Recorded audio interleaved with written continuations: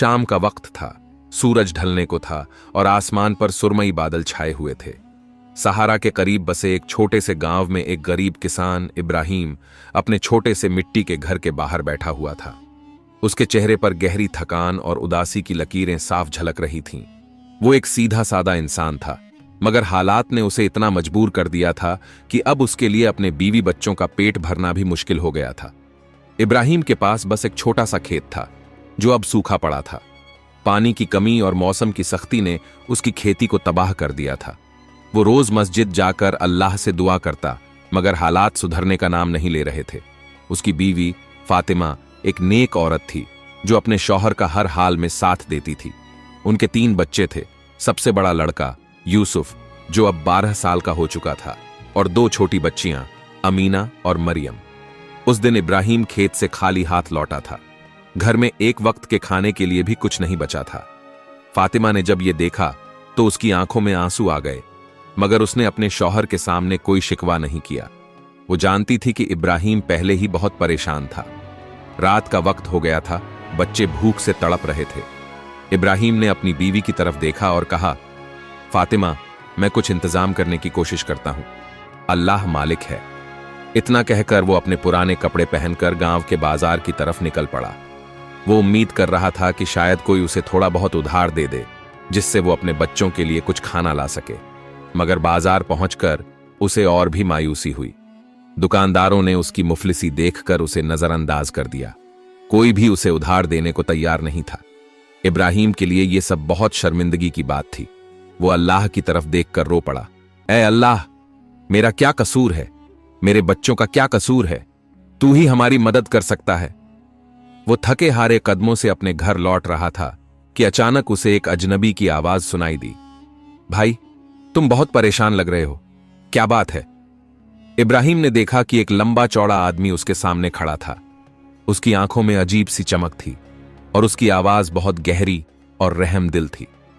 इब्राहिम ने हल्के से सिर झुकाकर कहा, भाई, मैं एक गरीब किसान हूं। मेरे बच्चे भूखे हैं और मेरे पास कुछ भी नहीं है। मैं अल्लाह से उम्मीद लगाए बैठा हूं कि वो मुझे कोई रास्ता दिखाए। अजनबी ने मुस्कुराकर कहा, अल्लाह की राह बहुत रहमत वाली है और उसकी मदद हर जगह मौजूद है। क्या तुम मुझ पर भरोसा कर सकते हो? इब्राहिम ने सिर हिलाया। अजनबी ने अपनी जेब से कुछ अशर्फियां निकालकर उसके हाथ पर रख दी और कहा, इससे अपने घर के लिए कुछ खाना ले जाओ, मगर याद रखना, यह सिर्फ एक इम्तिहान है। अल्लाह तुम्हारी सच्चाई को देख रहा है। इब्राहिम की आंखें नम हो गईं। उसने शुक्रिया अदा किया और जल्दी से बाजार गया। उसने अपने बच्चों के लिए खाने का सामान खरीदा और खुशी खुशी घर लौट आया। फातिमा ने जब अपने शौहर के हाथ में खाने का सामान देखा तो उसकी आंखों में भी खुशी के आंसू आ गए। बच्चों ने खुशी खुशी खाना खाया और वो सब पहली बार चैन से सोए। मगर इब्राहिम के दिल में एक अजीब सा ख्याल आया। वो अजनबी कौन था? उसने क्यों उसकी मदद की? और वो जो कह रहा था कि ये सिर्फ एक इम्तिहान है, इसका क्या मतलब था? रात के सन्नाटे में इब्राहिम की आंखों में नींद नहीं थी। उसकी बीवी और बच्चे तो सुकून से सो गए थे, मगर उसके दिल में अजीब से सवाल उठ रहे थे। उसने सोचा कि कहीं ये अल्लाह की तरफ से कोई इशारा तो नहीं? क्या ये वाकई एक इम्तिहान था? क्या अल्लाह उसकी सच्चाई को परखना चाहता था? वो देर रात तक करवटें बदलता रहा। अचानक उसे लगा कि उसके घर के बाहर किसी की आहट है। उसने धीरे से दरवाजा खोला और बाहर झांका, मगर वहां कोई नहीं था। चारों तरफ सन्नाटा था, सिर्फ हल्की हवा के चलने की आवाज आ रही थी। उसका दिल और तेज धड़कने लगा। उसने सोचा कि शायद यह उसका भ्रम था, मगर फिर भी वो चौकन्ना हो गया। उसे ऐसा महसूस हो रहा था कि कुछ बड़ा होने वाला है। सुबह की अजान की सदा फिजा में गूंज रही थी। इब्राहिम की आंख खुली तो उसने महसूस किया कि उसके अंदर एक अजीब सी बेचैनी थी। वो फौरन वुजू करने उठा और मस्जिद की तरफ निकल पड़ा। मस्जिद में नमाज के बाद भी उसका दिल हल्का नहीं हुआ, जैसे कोई अनजान खौफ उसके अंदर घर कर गया था। जब वो मस्जिद से बाहर निकला तो बाजार में कुछ हलचल थी। गांव के कुछ लोग आपस में फुसफुसा रहे थे। इब्राहिम ने पास जाकर पूछा, क्या हुआ भाई, इतने परेशान क्यों हो? एक बुजुर्ग ने कहा, रात को गांव के बाहर एक अजनबी आदमी दिखा था। कोई नहीं जानता कि वो कौन था और यहां क्या कर रहा था। कुछ लोग कह रहे हैं कि वो बहुत रहस्यमयी लग रहा था। इब्राहिम का दिल जोर से धड़कने लगा। कहीं ये वही अजनबी तो नहीं था? जिसने कल उसकी मदद की थी? उसका मन बेचैन हो गया। उसने सोचा कि उसे खुद जाकर देखना चाहिए। दोपहर के वक्त इब्राहिम अपने खेत की तरफ गया। वहां उसने देखा कि वही अजनबी पास के एक पेड़ के नीचे बैठा हुआ था। उसके कपड़े धूल से भरे थे, मगर उसकी आंखों में एक अजीब सी चमक थी। इब्राहिम हिम्मत करके उसके पास गया और कहा, आप यहां क्या कर रहे हैं भाई? और आपने कल रात जो कहा था उसका क्या मतलब था? अजनबी ने हल्की मुस्कान के साथ जवाब दिया, सब्र करो इब्राहिम, बहुत जल्द तुम्हें सब कुछ समझ आ जाएगा। अल्लाह तुम्हें एक बड़ा इम्तिहान देने वाला है। बस अपनी नीयत साफ रखना और जो भी हो उससे डरना मत। इब्राहिम को लगा कि उसकी रगों में खून जम गया है। क्या यह किसी बड़े बदलाव की आहट थी? मगर उसने खुद को संभाला और कहा, आप कौन हैं? क्या मैं आपको जानता हूं? अजनबी ने मुस्कुराते हुए कहा, अब तक नहीं जानते, मगर बहुत जल्द जान जाओगे। अल्लाह की रहमत तुम्हारे साथ है। जब इब्राहिम घर लौटा तो उसने देखा कि फातिमा चिंतित बैठी थी। उसने पूछा, क्या हुआ फातिमा, तुम इतनी परेशान क्यों लग रही हो? फातिमा ने रुंधे हुए गले से कहा, यूसुफ की तबीयत अचानक बहुत खराब हो गई है। वो तेज बुखार में तप रहा है। न हमारे पास दवा है और न कोई इलाज का इंतजाम। इब्राहिम का दिल डूब गया। यूसुफ उनकी उम्मीद था, उनका सहारा था। अगर उसे कुछ हो जाता तो? उसने फौरन अल्लाह से दुआ की, या अल्लाह मेरे बेटे पर रहम कर, तू ही है जो हर मुश्किल को आसान कर सकता है। रात के वक्त जब सब सो रहे थे, इब्राहिम बाहर बैठा हुआ अल्लाह से मदद की गुहार कर रहा था। तभी उसने देखा कि वही अजनबी उसके घर के बाहर खड़ा था। तुम यहां क्यों आए हो? इब्राहिम ने घबराकर पूछा। अजनबी ने मुस्कुराते हुए कहा, अल्लाह तुम्हारी दुआ कबूल कर चुका है। तुम्हारे बेटे का इलाज हो जाएगा, मगर तुम्हें खुद पर यकीन रखना होगा। जाओ, गांव के हकीम से मिलो और ये दवा ले जाओ। इब्राहिम ने झिझकते हुए दवा ली और अंदर गया। उसने वो दवा यूसुफ को पिलाई और चंद घंटों बाद यूसुफ की हालत बेहतर होने लगी। ये देखकर इब्राहिम की आंखों में आंसू आ गए। ये कैसी रहमत थी? ये अजनबी कौन था? क्या वाकई अल्लाह उसकी मदद के लिए किसी को भेज रहा था? अगली सुबह जब इब्राहिम ने अजनबी को ढूंढने की कोशिश की तो वो गांव में कहीं नहीं मिला। उसने गांव वालों से पूछा, मगर किसी ने भी उसे नहीं देखा था। अब इब्राहिम के लिए यह सवाल और भी गंभीर हो गया था। आखिर यह शख्स कौन था और वो बार बार उसकी मदद क्यों कर रहा था? क्या यह कोई फरिश्ता था या फिर अल्लाह के किसी करिश्मे का हिस्सा? कुछ ही दिन बीते थे कि गांव में एक और मुसीबत आ गई। राजा के दरबार से कुछ सैनिक गांव में आए और उन्होंने ऐलान किया, राजा का हुक्म है कि इस साल हर किसान को दुगनी फसल का कर देना होगा। जो नहीं देगा उसे कड़ी सजा मिलेगी। गांव में कोहराम मच गया। पहले ही बारिश न होने के कारण फसलें कम थीं और अब यह नया फरमान। इब्राहिम के लिए यह और बड़ा इम्तिहान था। वो रात भर जागकर अल्लाह से दुआ करता रहा। उसने सोचा कि अब क्या किया जाए। फसल तो बहुत कम थी और अगर वो कर नहीं चुका पाया तो सजा भुगतनी पड़ेगी। उसी रात जब इब्राहिम सोने ही वाला था तो दरवाजे पर दस्तक हुई। उसने दरवाजा खोला, मगर बाहर कोई नहीं था। नीचे देखा तो वहां एक खत पड़ा हुआ था। उसने कांपते हाथों से खत खोला और पढ़ा, इब्राहिम सब्र करो, तुम्हारी परेशानी का हल तुम्हारे खेत में ही है। सुबह वहां जाओ और जो मिलेगा उसे अपनाओ। अल्लाह तुम्हारे साथ है। इब्राहिम के रोंगटे खड़े हो गए। यह खत किसने भेजा था? क्या यह वही अजनबी था या फिर अल्लाह का कोई करिश्मा? अब अगली सुबह का इंतजार करना मुश्किल हो रहा था। सुबह की पहली किरण जैसे ही जमीन पर पड़ी, इब्राहिम तेजी से अपने खेत की तरफ रवाना हुआ। रात भर उसके दिल में अजीब सी बेचैनी थी। वो रहस्यमयी खत बार बार उसके जहन में घूम रहा था। उसने अपनी पूरी जिंदगी में कभी ऐसा कुछ नहीं देखा था। क्या वाकई खेत में कुछ मिलने वाला था? क्या यह अल्लाह का करिश्मा था या फिर कोई और माजरा? जब वह खेत पहुंचा तो उसकी आंखें एक पल के लिए ठहर गईं। वह जगह जहां हमेशा सूखी मिट्टी हुआ करती थी, वहां आज गीली मिट्टी थी, जैसे वहां किसी ने रात भर पानी डाला हो। यह कैसे हुआ? इब्राहिम का दिल तेजी से धड़कने लगा। उसने चारों तरफ नजर दौड़ाई, मगर कुछ भी असामान्य नहीं लगा। इब्राहिम ने धीरे धीरे जमीन खोदनी शुरू की। कुछ ही देर में उसकी कुदाल किसी सख्त चीज से टकराई। उसका दिल एक पल के लिए थम सा गया। उसने जल्दी जल्दी मिट्टी हटाई और जो उसने देखा उस पर यकीन करना मुश्किल था। वहां एक बड़ा सा संदूक था। इब्राहिम ने हिम्मत करके संदूक को खोला। जैसे ही उसका ढक्कन उठा, उसकी आंखें फटी की फटी रह गईं। संदूक सोने और चांदी के सिक्कों से भरा हुआ था। साथ ही उसमें कई कीमती जवाहरात भी थे। ऐसा लग रहा था जैसे यह सदियों पुराना कोई खजाना हो। उसके हाथ कांपने लगे। या अल्लाह, यह क्या है? क्या यह मेरी मदद के लिए भेजा गया करिश्मा है या फिर यह कोई इम्तिहान है?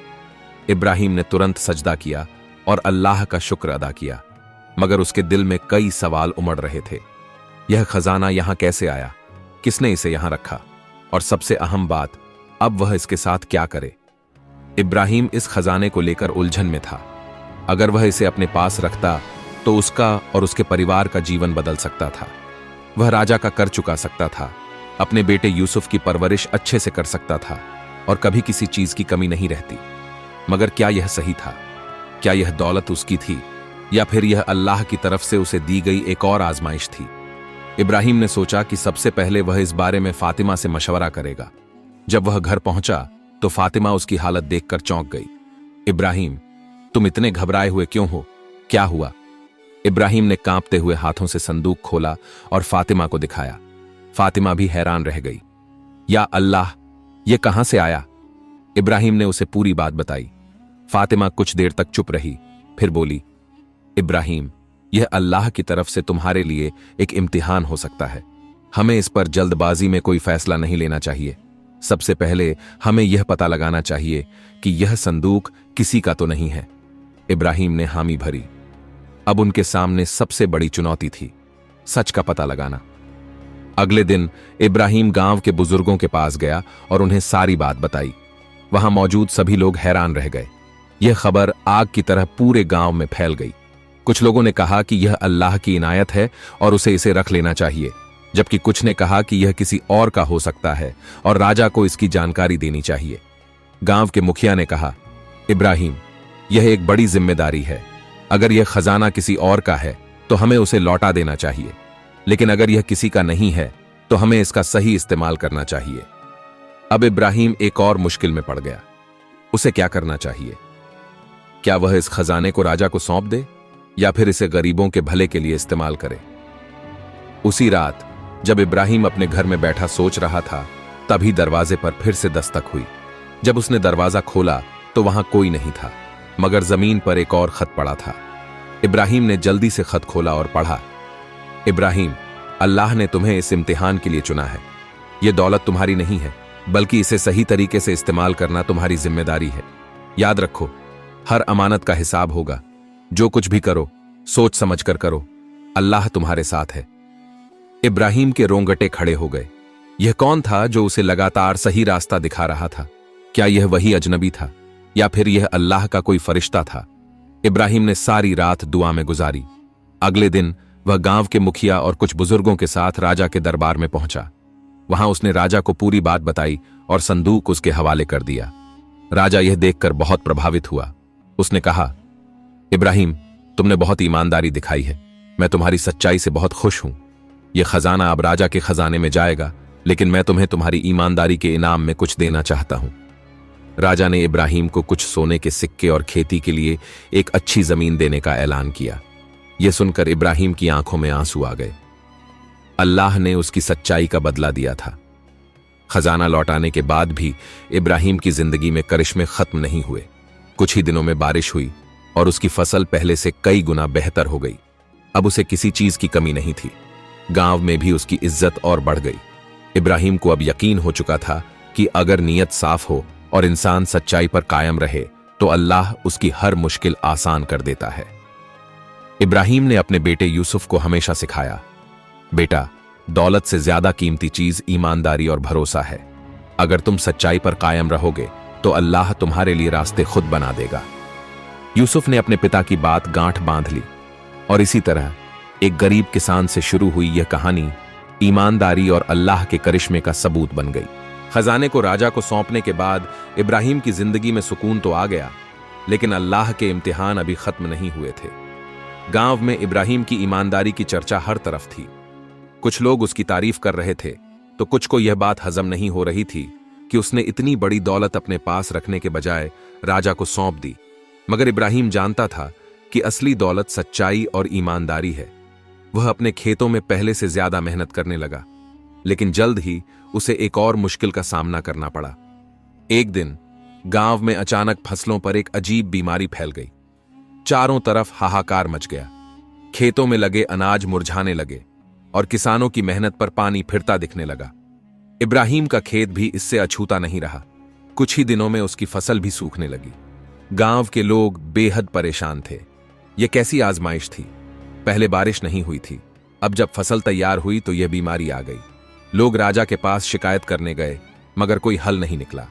इब्राहिम ने अपनी सारी उम्मीदें अल्लाह से जोड़ लीं। उसने मस्जिद में जाकर दुआ मांगी, या अल्लाह, हमारी मेहनत को बर्बाद होने से बचा, हमारे बच्चों को भूखा मरने से बचा। इब्राहिम मस्जिद से लौट रहा था कि रास्ते में उसे वही अजनबी दिखा जिसे उसने पहले देखा था। उसकी वही तेज आंखें, वही रहस्यमयी मुस्कान। इब्राहिम दौड़कर उसके पास पहुंचा और पूछा, तुम फिर आ गए? क्या तुम्हें पता है कि गांव पर कैसी आफत आई है? अजनबी मुस्कुराया और बोला, इब्राहिम, सब्र करो, अल्लाह तुम्हें फिर से आजमा रहा है, मगर याद रखो, इस बार तुम्हें कुछ करना होगा। इब्राहिम ने हैरानी से पूछा, क्या करना होगा? अजनबी ने जमीन की तरफ इशारा किया और कहा, अल्लाह ने हर मर्ज का इलाज उतारा है। अगर तुम्हारी नीयत नेक हो तो तुम्हें इसका हल खुद मिल जाएगा। बस अपने खेतों पर भरोसा रखो और उन्हें छोड़ो मत। अजनबी की बातें इब्राहिम के दिल में घर कर गईं। उसने वापस जाकर अपनी फसल को देखने का फैसला किया। जब वह खेत पहुंचा तो उसने गौर किया कि कुछ पौधे अभी भी हरे थे। उसने उनकी जड़ों को ध्यान से देखा तो पाया कि वे बाकी पौधों से अलग थे। तभी उसे याद आया कि उसके दादा बताते थे कि अगर किसी खेत में बीमारी फैल जाए तो कुछ खास पौधे ही उसे रोक सकते हैं। इब्राहिम ने तुरंत उन पौधों को उखाड़ा और गांव के बाकी किसानों के पास गया। उसने उन्हें बताया कि शायद ये पौधे बाकी फसलों को बचाने में मदद कर सकते हैं। गांव वालों ने पहले तो उसकी बात को अनसुना किया, मगर जब इब्राहिम ने खुद अपने खेत में इसका इस्तेमाल किया और कुछ दिनों में उसकी फसल फिर से हरी भरी हो गई तो सब उसकी तरफ दौड़ पड़े। धीरे धीरे गांव के बाकी किसानों ने भी इब्राहिम की सलाह मानी। उन्होंने वही पौधे अपने खेतों में लगाए और कुछ ही हफ्तों में फसलों की बीमारी कम होने लगी। यह देखकर गांव वालों की खुशी का ठिकाना नहीं रहा। अब सबको यकीन हो गया था कि अल्लाह ने इब्राहिम के जरिए उनकी मदद की थी। कुछ लोगों ने कहा, इब्राहिम को राजा के पास जाना चाहिए और इस इलाज के बारे में बताना चाहिए। यह सिर्फ हमारे गांव की नहीं, पूरे राज्य की समस्या का हल हो सकता है। गांव वालों के कहने पर इब्राहिम राजा के दरबार में गया। उसने राजा को पूरी बात बताई और बताया कि कैसे इन पौधों की वजह से फसलों की बीमारी कम हुई। राजा यह सुनकर बेहद खुश हुआ। उसने तुरंत राज्य के सभी किसानों को यह तरीका अपनाने का हुक्म दिया। राजा ने इब्राहिम की सूझबूझ और मेहनत को देखकर उसे बड़ा इनाम देने का ऐलान किया, मगर इब्राहिम ने फिर से अपनी सादगी और ईमानदारी दिखाई। उसने कहा, मुझे किसी इनाम की जरूरत नहीं। अगर आप सच में मेरी मदद करना चाहते हैं तो गांव के गरीब किसानों का कर माफ कर दीजिए। राजा ने इब्राहिम की दरख्वास्त मान ली और पूरे गांव का कर माफ कर दिया। यह सुनते ही गांव में खुशी की लहर दौड़ गई। अब किसानों के चेहरे पर मुस्कान थी और उनके खेत फिर से लहलहाने लगे थे। जब इब्राहिम अपने घर लौटा तो उसने सजदा किया और अल्लाह का शुक्र अदा किया। उसने अपने बेटे यूसुफ को पास बुलाया और कहा, बेटा, याद रखो, मुश्किलें आती रहेंगी, मगर अगर नीयत सही हो और सब्र रखा जाए तो अल्लाह का करिश्मा जरूर होता है। यूसुफ ने अपने पिता की बात ध्यान से सुनी और उसे अपने दिल में बसा लिया। गांव में इब्राहिम की इज्जत और बढ़ गई थी। अब हर कोई उसकी सलाह को अहमियत देने लगा था। मगर क्या इब्राहिम की जिंदगी की मुश्किलें यहीं खत्म हो गई थीं, या फिर अल्लाह ने उसके लिए और कुछ तैयार कर रखा था? गांव में अब खुशहाली लौट आई थी। राजा ने किसानों का कर माफ कर दिया था, फसलें फिर से हरी भरी हो गई थीं और इब्राहिम की ईमानदारी और अक्लमंदी की वजह से पूरे इलाके में उसकी इज्जत बढ़ गई थी। लेकिन उसे इस बात का अंदाजा नहीं था कि अल्लाह अभी उसे एक और आजमाइश में डालने वाला है। इब्राहिम एक दिन अपने खेतों में काम कर रहा था कि अचानक गांव के कुछ लोग दौड़ते हुए उसके पास आए। उनके चेहरे पर डर साफ झलक रहा था। इब्राहिम भाई, मुसीबत आ गई। राजा के दरबार से सिपाही आ रहे हैं और वो तुम्हें पकड़कर ले जाने वाले हैं। इब्राहिम हैरान रह गया। मुझे? मगर क्यों? मैंने क्या किया? गांव के बुजुर्ग ने आगे बढ़कर कहा, हमें नहीं पता, मगर खबर यह है कि किसी ने राजा के पास जाकर तुम्हारी शिकायत की है कि तुमने खजाना लौटाने में बेईमानी की और उसमें से कुछ जवाहरात अपने पास रख लिए। यह सुनते ही इब्राहिम के पैरों तले जमीन खिसक गई। क्या यह कोई साजिश थी? मगर किसने की और क्यों? कुछ ही देर में राजा के सिपाही गांव में आ पहुंचे। उनका मुखिया आगे बढ़ा और ऊंची आवाज में बोला, इब्राहिम, तुम्हें राजा के आदेश पर गिरफ्तार किया जाता है। तुम्हारे खिलाफ यह इल्जाम है कि तुमने खजाने में बेईमानी की है। अब तुम्हें दरबार में चलकर सफाई देनी होगी। गांव के लोग विरोध करने लगे। इब्राहिम ने कुछ नहीं किया, वो एक ईमानदार इंसान है, यह सब झूठ है। मगर सिपाही अपने राजा के आदेश के पक्के थे। उन्होंने इब्राहिम को जंजीरों में बांध दिया और घोड़े पर बिठाकर महल की तरफ ले गए। फातिमा और यूसुफ दूर से यह सब देख रहे थे। फातिमा की आंखों में आंसू थे और यूसुफ अपने पिता के पीछे भागने लगा, मगर गांव के बुजुर्गों ने उसे रोक लिया। सब्र करो बेटा, अल्लाह हमेशा सच्चाई के साथ होता है। तुम्हारे अब्बा बेगुनाह हैं और उन्हें जल्द ही इंसाफ मिलेगा। महल में इब्राहिम को राजा के सामने लाया गया। राजा के चेहरे पर गुस्सा था। इब्राहिम, तुम्हारी ईमानदारी की वजह से मैंने तुम्हें इनाम दिया, तुम्हारी बातों पर यकीन किया, मगर अब मुझे पता चला है कि तुमने खजाने में बेईमानी की। क्या तुम जानते हो कि इस जुर्म की सजा मौत है? इब्राहिम ने निडर होकर जवाब दिया, महाराज, मैंने कभी बेईमानी नहीं की। मैंने जो भी मिला उसे आपकी अमानत समझकर लौटा दिया। यह इल्जाम सरासर झूठा है। राजा ने क्रोध भरी निगाहों से देखा। अगर तुमने बेईमानी नहीं की तो फिर मेरे महल के एक वजीर के पास से वही जवाहरात कैसे मिले जो खजाने में थे? क्या यह तुम्हारा कोई साथी था जिसे तुमने चोरी का हिस्सा दिया था? इब्राहिम यह सुनकर चौंक गया। तो यह पूरी साजिश राजा के किसी करीबी ने रची थी। इब्राहिम को जेल में डाल दिया गया। उसे 3 दिन का वक्त दिया गया था खुद को बेगुनाह साबित करने के लिए। अगर वह ऐसा नहीं कर पाता तो उसे फांसी दे दी जाती। गांव में यह खबर पहुंचते ही हलचल मच गई। लोग बेचैन हो गए। हर कोई जानता था कि इब्राहिम निर्दोष है, मगर राजा को यह कैसे साबित किया जाए?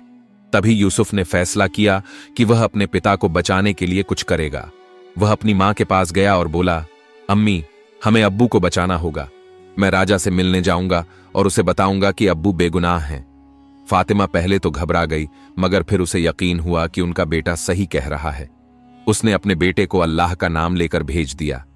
यूसुफ महल पहुंचा और किसी तरह राजा के सामने पेश हुआ। राजा ने उसे देखा और पूछा, तुम कौन हो बच्चे? यूसुफ ने निडर होकर कहा, मैं इब्राहिम का बेटा हूं। मेरे अब्बा बेगुनाह हैं और मैं यह साबित कर सकता हूं। राजा को यह सुनकर दिलचस्पी हुई। कैसे साबित करोगे? यूसुफ ने कहा, अगर आपको शक है कि किसी ने खजाने से चोरी की तो इसका मतलब यह हुआ कि चोरी खजाना मिलने के बाद हुई होगी, न कि पहले। तो आप यह क्यों नहीं पता लगाते कि जिस वजीर के पास जवाहरात मिले उसने यह कब और कहां से हासिल किए? राजा को यूसुफ की बात सही लगी। उसने तुरंत अपने सिपाहियों को हुक्म दिया कि वजीर की जांच की जाए।